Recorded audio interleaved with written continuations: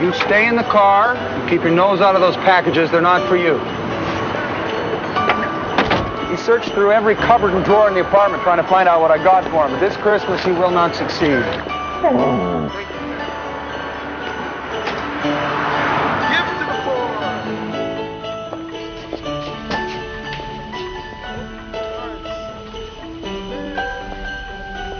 Well, what do you think? How much is it again? $75.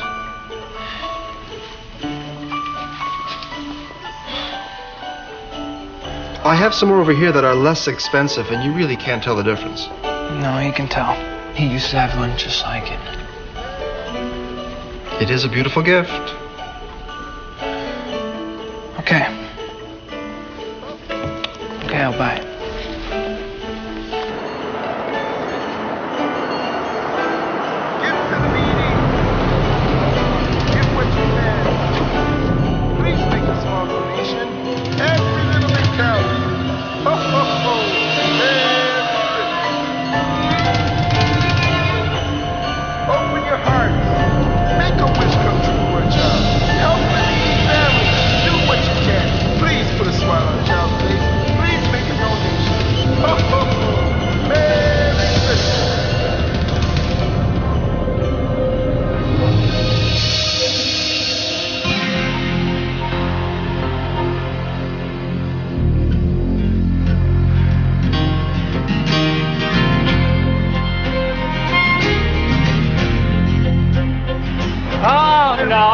Tone in your voice. You think I'm being cheap. No, I think there's nothing wrong with being frugal, Ray. And if you can't afford to buy presents, well, getting them for opening a bank account is a viable, if not inventive, alternative. But you think that I can't afford it. You just think I'm being cheap. That's what you think. I think nothing of the sort. Now, where are we off to? Right here, savings and loan. Ah, of course. Oh, you see? You see? That's the tone I'm talking about. You see that tone? What tone? That tone. You see? You can't see a tone, Ray.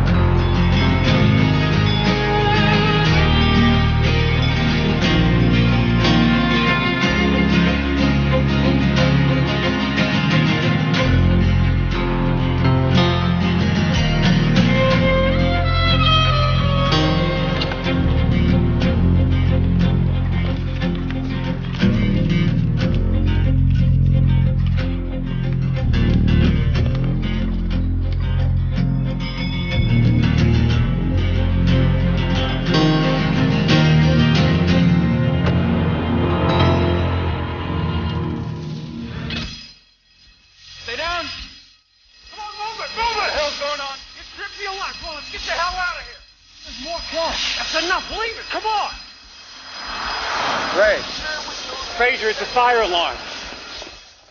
Come on, come on. Toss me the bag, toss me the bag. Here.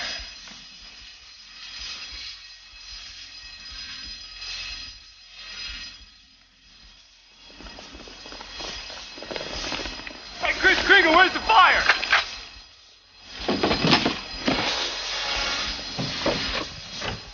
Where the hell is he?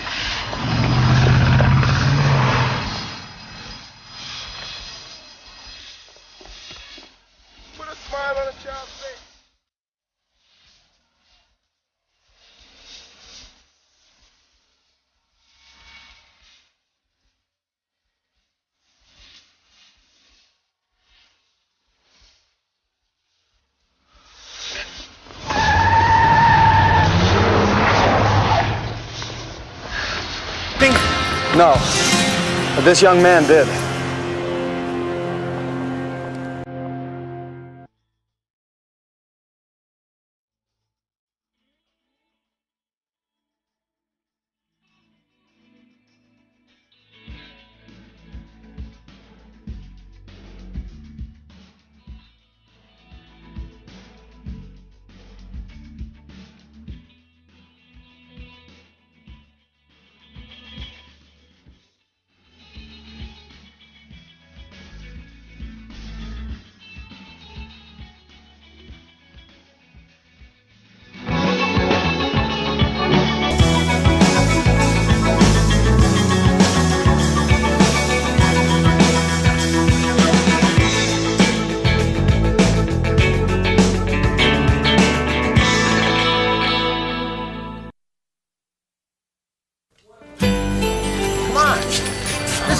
crazy. You know how much money I'm losing right now? Every kid that sits on my lap, I get $2. Yep. I can go through 40 kids an hour. I can do 50. Bull, no one can do 50 and live. Look, it's not a difficult question, okay? Where were you at 12 o'clock today? Hey, man, I got 3 L's to put me in the department store. Yeah, one of those L's said you went out for about 20 minutes. Yeah, well, he's a lying rat bastard. Okay, line up, you six. This way. Not you. What are you waiting for? Christmas? Move it. Yeah, Merry Christmas to you two. Out the door. We're not interested in how fluffy his beard was. That's him. That's the sixth Santa you pointed to. Can we focus a little here?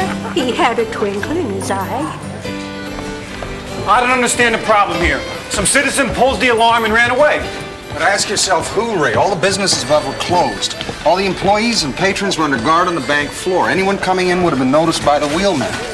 After they took over that building, only 4 people had access to that hallway. So what are you saying? One of the robbers pulled the alarm? Yes. That's ridiculous. About as ridiculous as going to a robbery with an unloaded shotgun. I'll tell you, for a second there, Fraser, I thought I was... Why would a guy pull the trigger of a gun he knew was unloaded? Seems improbable, doesn't it? Yes. You know, the wheelman, he knew exactly when the bagman was behind the counter. If he pulled the alarm, they panic. He comes running in.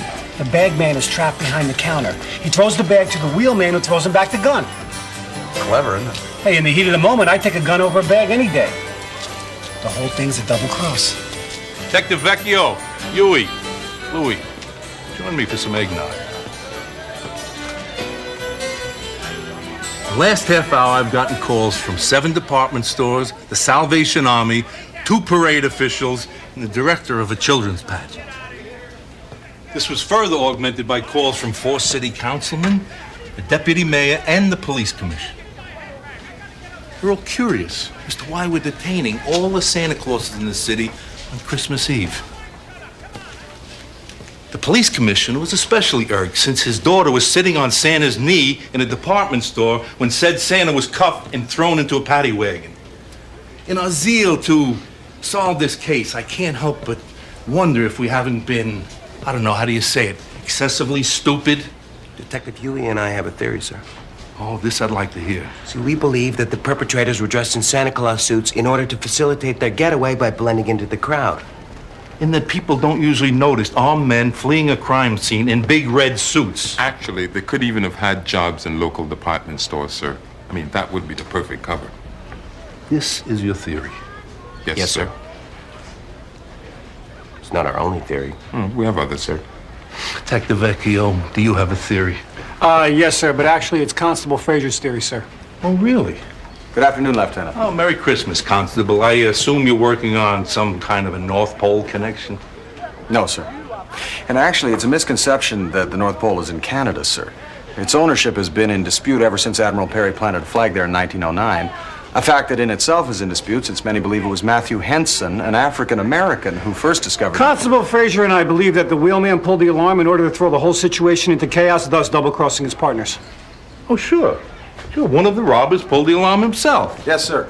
And we have a witness who saw the wheelman without his beard. We got him out there going over the mugshots right now. If the wheelman's in there, he's pretty much in our pocket, sir. All right. Vecchio, you get the wheelman. Huey and Louie, you get the other 3. Yes, sir.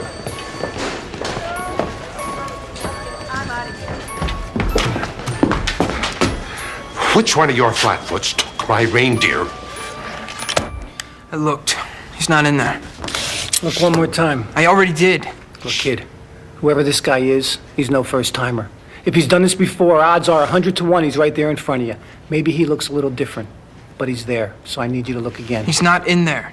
Look, kid, I'm having a good day, okay? It's Christmas Eve. I am filled with love for my fellow man, but I swear to God, if you don't look again, I'm going to slap you upside the head. Ray, may I? Del, why don't you just describe to us the man you saw? I didn't get a good look. The guy was 3 inches from your face. It doesn't get any better than that. Ray, maybe Del is just afraid of what will happen if he identifies this man. Well, maybe Del should be afraid what'll happen if he doesn't. Look, kid, you're not the only one who saw a face.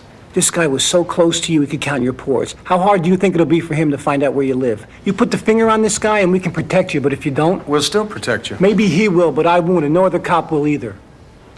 You really were touched by the spirit of Christmas.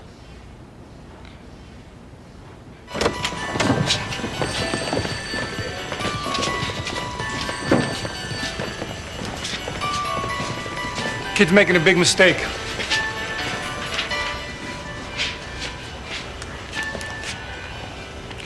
What's that? It's a gift.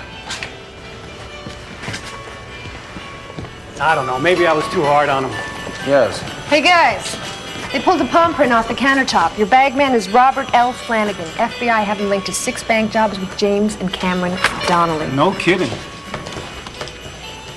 Is that significant? Well, the Donnellys are something of a local legend around here. They had a partner named Nick Stolitis. Rumor had it he skimmed a small amount of money from them. He took off to Mexico. The federales found him in bite-sized pieces in the Sea of Cortez. There's only 2 rules written in the pavement in this town. You don't steal from the mob and you don't cross the Donnellys. I think I should return this gift. Oh, that's good, Benny. We only have a couple hours to find a wheelman before they turn him into fish food and you're delivering Christmas presents. Thank you, Ray.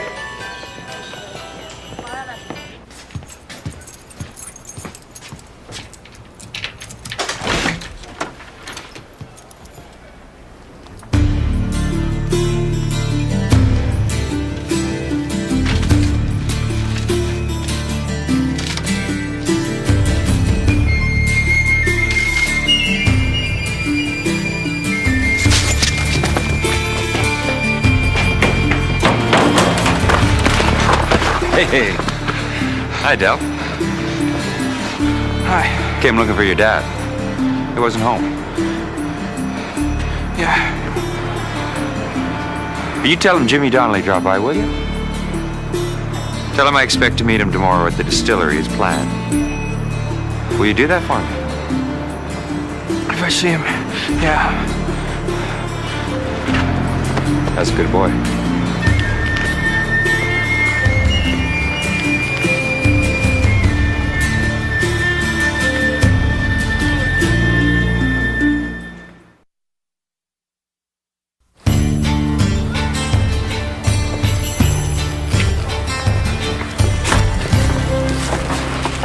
Hi, Del.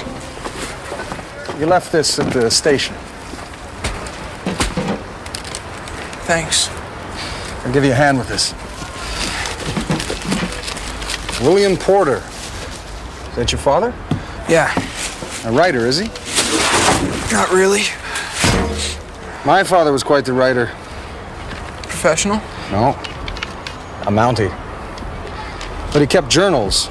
He must have filled up almost 100. You know, it's odd. We never really spent all that much time together when I was young, so it's only recently, through his writing, that I feel as though I've gotten to know him. Is he dead? Yes. Sorry. You know, I've always thought it was the bravest thing a man could do. Writing down his innermost feelings so that any stranger could read them. Yeah, well, I'm the only stranger who ever read any of these. Mind if I read it? Suit yourself. Oh, that gift. Is that for your father? Yeah. I'm sure he'll treasure it. It's nothing.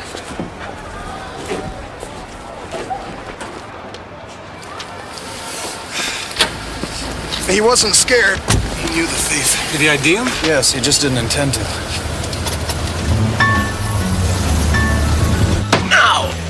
I told you everything I know. Just have a few more questions, okay? Please. Come on. Come on. Hurry up. Let's go. Hey, what do we look like, rats? Don't push me. Thank you very much. Right. Okay. Thanks. Parole officer says Porter's been a model citizen. Worked as a janitor the past 6 years. No complaints, never missed a day's work. You got that, Elaine? Got it. He'd come home, he'd take care of his kid, then he'd spend half the night writing short stories. Something he picked up in prison, I guess. The boy's mother? Left him with an aunt about 8 years ago and did a bunk. Porter got out, he took the kid back. William Sidney Porter pled guilty to 1 count of armed robbery. He was a driver. Served 7 years, released on good behavior. Nothing since. Doesn't make any sense. Why would he leave his son? Frazier, this may come as a shock to you, but here in the United States of America, we've discovered that bank robbers aren't usually the best family men. He leaves prison. He reclaims his son. He works 6 years at a minimum wage job. 27, Elaine Vesperis. This isn't a man who would abandon his life without an awful lot of thought. When the Donnellys found out he'd betrayed them, his son would have been the natural target. I don't think he'd have left him behind unprotected. Maybe he acted on impulse. No, I think he has a plan. We just don't know what it is. Thanks. Porter's passport expired last month. No request for renewal. So where's he planning to go? I brought the wiretap request over in person, sir, but His Honor had consumed a great deal of Christmas cheer and started cursing at me in Norwegian. I wasn't aware that he spoke it either, sir. I'd appreciate that. Right.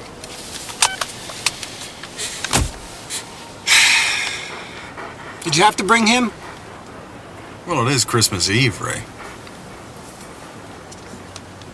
What are you reading? My father's journals. I'm just going over old cases to see if there's anything similar. Is there? Not that I've found.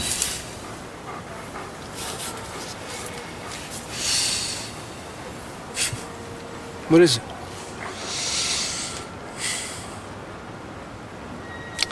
I just wish I'd spent more time with him. There's a lot of things I should have learned. I learned two things from my father. One, timing. Mostly when to duck. And two, you never hit a kid, because it doesn't teach him anything.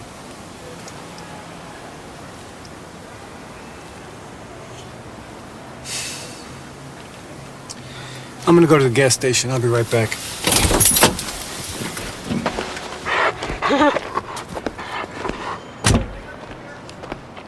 Sam Dalton made only one mistake. He planned everything about how he was going to spend the money.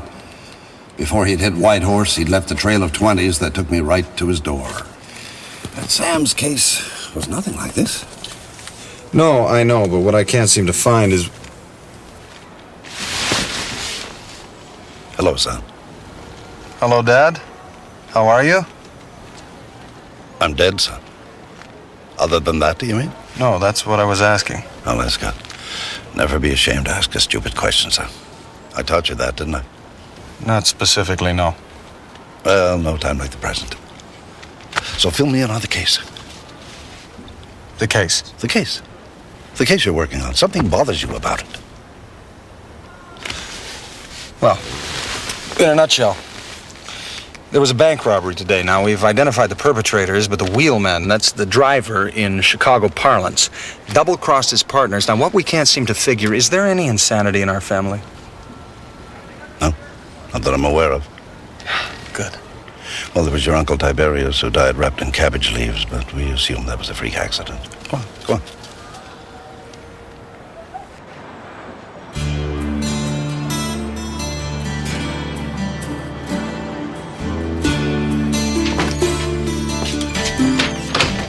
Oh, you took your time, Robert.